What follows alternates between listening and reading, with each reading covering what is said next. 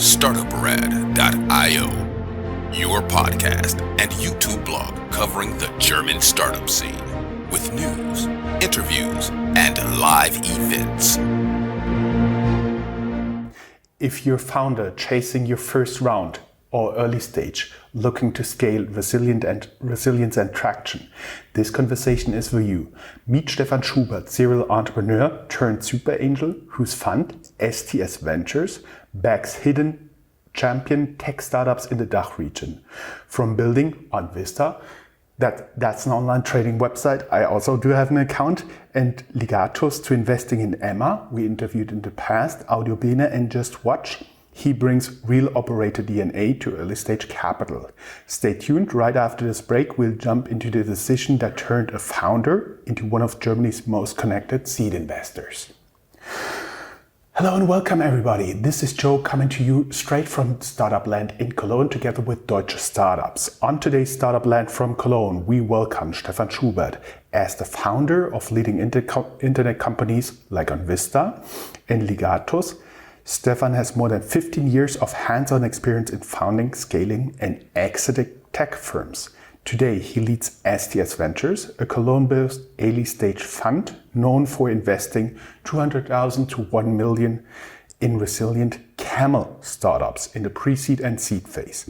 He's backed some of the strongest names in German startup history, Emma, Audiobene, Just Watch, and he's here to unpack the metrics, mindset and matchmaking behind the investments that really matter. Let's welcome him. Welcome.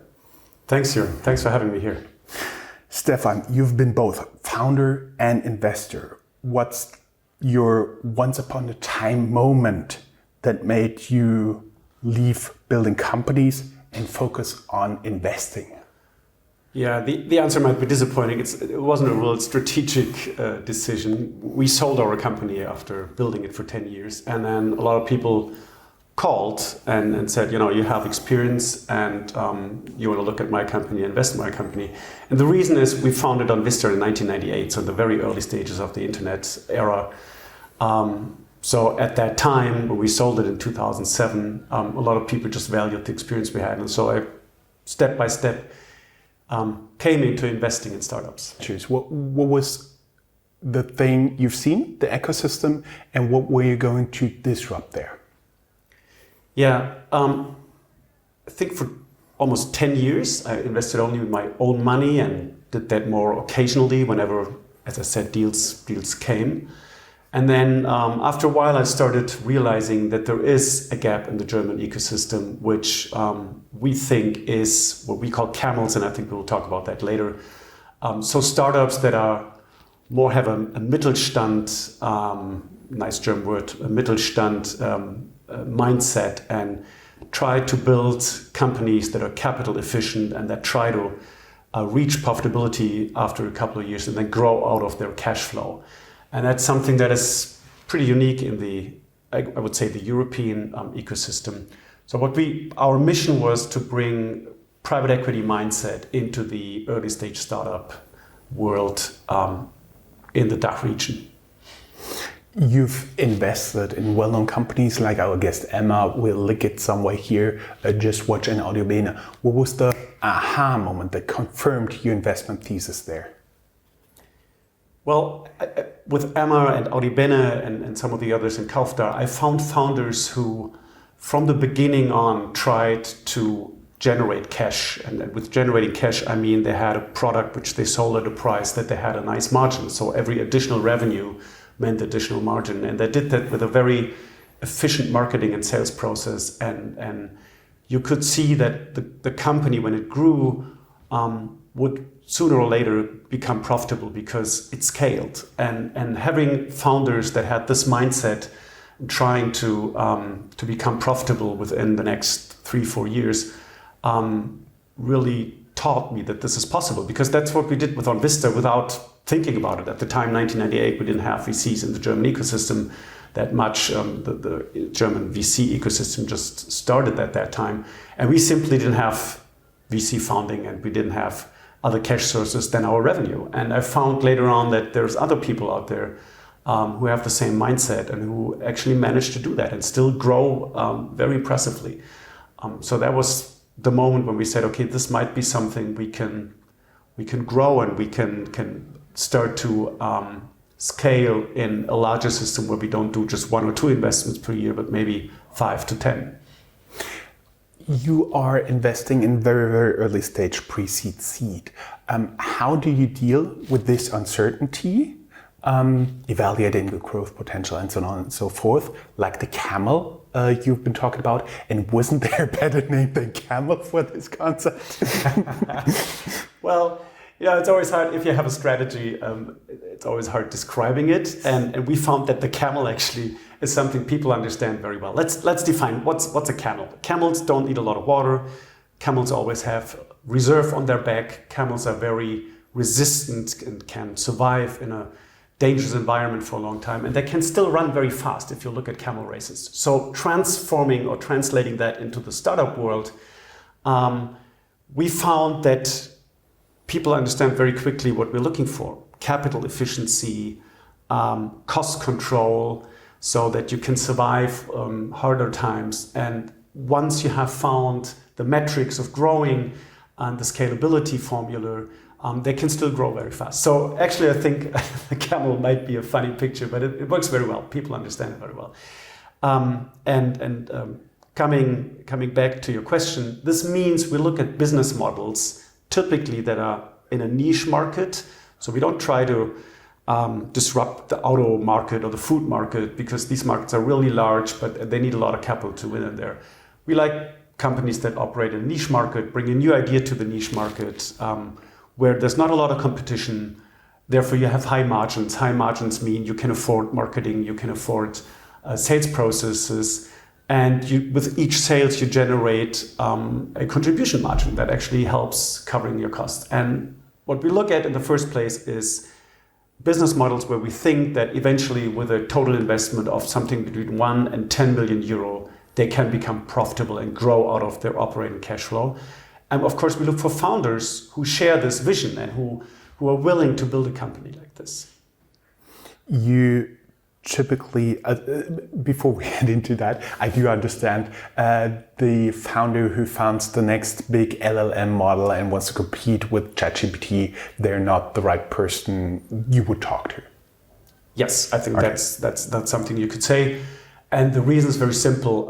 If you look at just taking that example, I mean, and this has been true for over 25 years now, but if we look at the current AI world, I mean, companies like Meta and OpenAI, they invest 40-60 billion dollars per year into building LLMs, and I just don't think that is something we as STS Ventures and probably the entire European VC ecosystem can do. So we have to find smarter ways to build companies and make money. And yes, that's true. We wouldn't be able to look at these kind of companies. It doesn't work for us. Just to tease you a little bit, because there was a lot of talk around town and in the blogosphere recently, how high do you think is the probability that the current AI market is a bubble?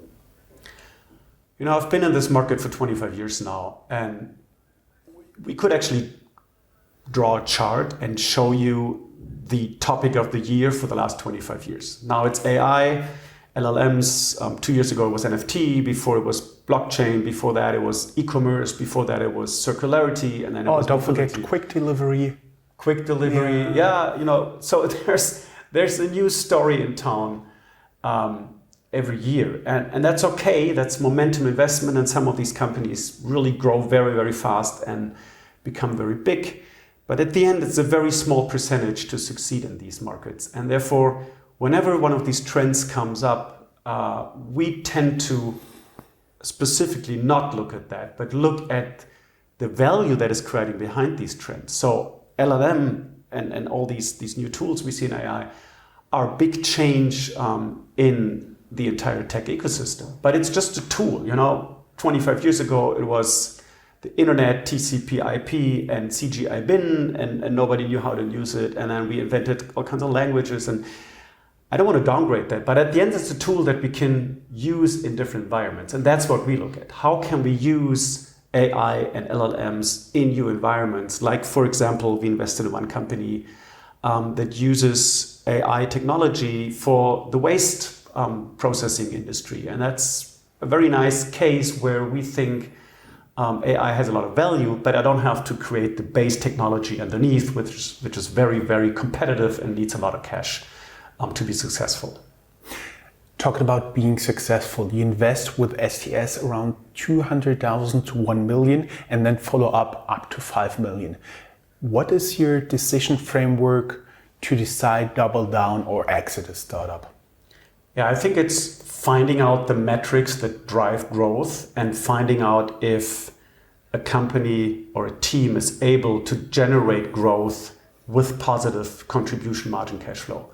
Once we have understood and once the team has found a way to scale, so build the engine and then scale from there with positive contribution margins, meaning you subtract your costs of goods sold, the marketing costs, the sales costs and everything. Once you find out that you have a scaling way of growing and still have a positive contribution margin, I think that's when we become excited and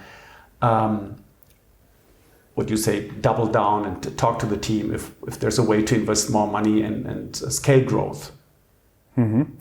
Right after the break, we'll talk about how you manage founders, investors relations and red flags you're watching out for. How do you view the ideal relationship between founders and investors, especially in the very early seed phase?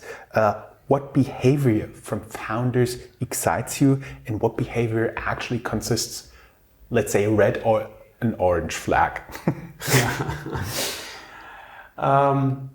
So immediately after investing, what we like to do is sit down with the founders and define the KPIs that we think lead to growth. And we means the founders and us. So we sit together and we discuss what will be the drivers for the next 1 or 2 years that might lead growth. And we build up a KPI system, typically a very easy BI tool, Looker Studio or something, where the team tracks these KPIs, typically on a real-time or daily basis. And every other week, we just look at these KPIs together and say, is it developing in the right direction?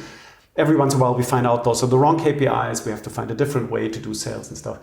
So people that build a number-driven company is one thing that excites us. And the other thing is, and we are often misunderstood, Camel is not a type of company. Building a camel is a mindset. So founders that have the mindset of using these KPIs and looking at the same time at their cost structure, not growth at any price, but growth at a decent cost structure, and having the mindset of fundraising is not a KPI that's exciting for them, but profitable growth isn't the KPI that's exciting for them. Those are two parameters that we really like, and where we typically, when we work with founders together, found very quickly, both the founders and us, that it works very well together. And if these things are not there, we've always, every once in a while, find founders who are not really honest to us, who try to create KPIs that are very creative. Look at your company at a very honest way, talk about the things that don't work, look at the right KPIs, drive these KPIs and be capital efficient. That excites us, and the opposite does not really excite us. I wouldn't say it's a red flag, but we would definitely have a conversation then. Looking at exits like Audiobene, Kaufda, what patterns do you observe in scaling from seed to exit? What lessons should founders absorb early? Yeah, there's one interesting thing. It's a huge difference if you raise money when you can raise money versus if you raise money because you have to raise money. So we see a lot of startups that are constantly in fundraising mode and are constantly close to running out of cash, and that generates a lot of stress for the entire company and all investors, and there's a lot of time invested in finding the next round, finding the next investors. The examples you just said, is most of these companies did not run into that situation. They they were able to grow, they were able to run their business, and then if someone came around and said, I would like to invest 2 or 5 or 10 million in your company, then we could talk about the terms. And that's a total different situation, because you take money because you have ideas how you can grow faster, you have ideas how you can go in another country, and you take the money because you have found the right investor at the right situation. But you don't urgently need the money to pay the next payroll. And that has brought these founders into situations where they could invest a lot more time in building their company and outperform a lot of their competitors. I think that's something we really appreciated in these cases. And at the end, these exits were not unicorn exits, but the interesting thing is the founders had much more shares in their own companies because they didn't have that much dilution. And some of these guys became really rich without having a unicorn exit, but they simply still had 50-60% of their company. And if you sell a company at 100, 200, 300 million euro and you own 50-60%, that's still a lot of money.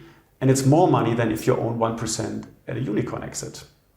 And that's a lot of money even in Germany after taxes, I see. Plus you don't have been in the spotlight all over, because if you once do a unicorn exit, I'm sure for the rest of your life you get calls, you get emails, you get all this stuff. Do you have money? Do you want to invest? Yeah. Mm-hmm. Also an advantage. And that's one other thing. If you build a profitable company, you have many more exit options.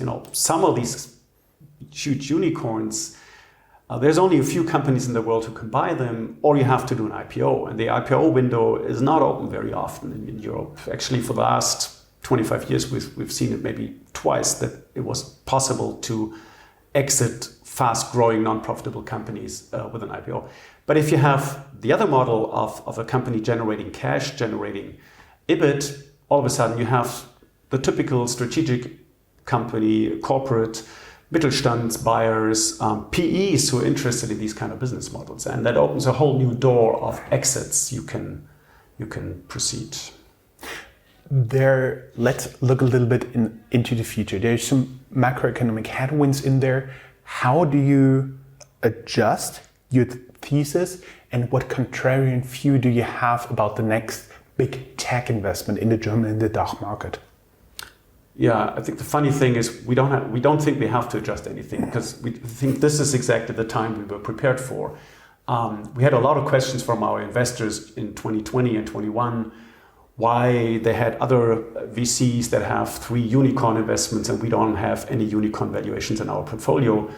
And we had to explain that, why this was the case, because some of our larger companies didn't even raise money during that time. Now I think it's the right time for our strategy, and with our portfolio, we have a lot of companies that simply don't need cash, and that's a very good situation we're in right now. And also the founders are in a very good situation to be in. So we don't adjust anything right now, and we're very happy with our positioning in the current market.